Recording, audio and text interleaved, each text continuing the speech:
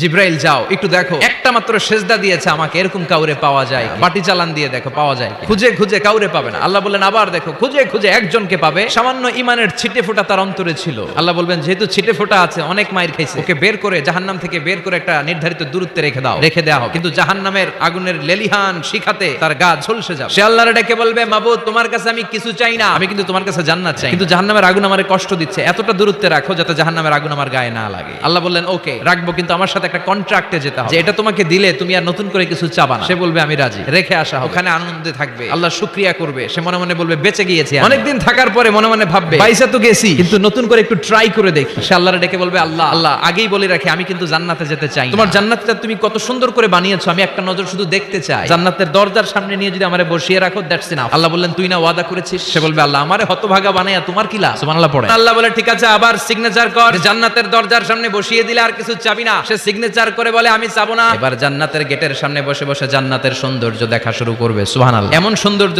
যেটা চোখ দিয়ে কেউ দেখে নাই, কান দিয়ে শুনে নাই, ওই সৌন্দর্য চোখে দেখে, কান দিয়ে আওয়াজ শুনে মাগার ভোগ করতে পারে। এবার আল্লাহরে বলবে আল্লাহ ইনদিস সুয়াল, আল্লাহ তুমি যদি কোনো বিষয়ে নতুন করে ডিসিশন নাও, তোমারে জিজ্ঞেস করার মতো কি কেউ আছে? আল্লাহ বলেন না, আমি তো সব রাজার বড় রাজা মহারাজা। ওই হতভাগা লোকটা বলবে আল্লাহ এত সুন্দর জান্নাত তুমি বানালা, চোখ দিয়ে সৌন্দর্য দেখি, কান দিয়ে আওয়াজগুলো শুনি, হুর আর গেলমান হেঁটে বেড়ায়, আমারে কষ্ট দিয়ে তোমার কি লাভ? ও আল্লাহ আমারে তুমি মাফ করে দাও, জান্নাতের চিপার মধ্যে এক কর্নারে তুমি একটু আমারে জায়গা করে দাও। আল্লাহ বলবেন ওয়াই হাক ইবনা আদম, তোর ধ্বংস হোক হে আদম জাত, তোর চেয়ে বড় গাদ্দার আমি আমার সৃষ্টিকুলে কাউরে দেখি না, কারণ তুই আমার সাথে চুক্তি করিস আর চুক্তি ভঙ্গ করিস। ওর আকুতি মিনতি চাহনি আল্লাহর রহমতের দরিয়ার মধ্যে জোশ লাগিয়ে দিবে। আল্লাহ বলবেন ঠিক আছে জান্নাতে যা। লোকটা এবার এক দৌড়ে জান্নাতের ভিতরে ঢুকে যাবে। লোকটার দৌড় দেখে আবার লোকটারে আল্লাহ ডেকে বলবে একটু দাঁড়া, জান্নাত তো দিছি তো দৌড় দিলি কেন? লোকটি বলবে আল্লাহ প্ল্যান তো আমি কম করি নাই, এত চেষ্টার ফলে আমি আসতে পারছি, আবার যদি তুমি বাইর করে দাও এইজন্য এক দৌড়ে এমন সিপার মধ্যে লুকামো যাতে তুমি আমারে না দেখো। আবার আল্লাহর রহমতের দরিয়ায় জোশ খেলে যাবে। আল্লাহ কাছে ডাকবে কাছে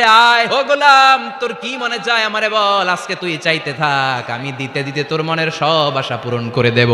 লোকটা খুশি হয়ে বলবে আল্লাহ আমারে এটা দাও, বাড়ি দাও, গাড়ি দাও, নারী দাও, এটা দাও ওটা দাও, একের পর এক চাইতে থাকবে, আল্লাহ সব তারে দিতে থাকবে। চাইতে চাইতে লোকটার সব চাওয়া যখন শেষ, সে বলবে আল্লাহ আর আমার চাওয়ার কিছু নাই। আল্লাহ বলেন নো, এত তাড়াতাড়ি যে তুমি খেলা শেষ করতে পারবা না মানু, আমার সাথে তোমার এই খেলা আরো লম্বা সময় চলতে হবে, তোমার অনেক কিছু চাইতে হবে, তুই আজকে চাইতে চাইতে তোর সব চাওয়া আমার কাছে বলবি আর আমি দিতে দিতে তোর জীবন ধন্য করে দেব। সে আবার চাইতে শুরু করবে আল্লাহ এটা দাও ওটা দাও ওটা দাও, আল্লাহ দিতে দিতে সব দিবে। এরপরে বলবে আল্লাহ মাফ চাই দোয়াও চাই, আর চাওয়ার কিছু নাই। আল্লাহ বলবেন তাই ঠিক আছে, আমি জান্নাতে ঢুকাই দিলাম, তবে মনে রাখিস তোর জান্নাতটা হবে সবচেয়ে ছোট জান্নাত, আর তোর জান্নাতটা হবে এই পৃথিবীর 10 গুণ। চিল্লায় এখন সুবহানাল্লাহ।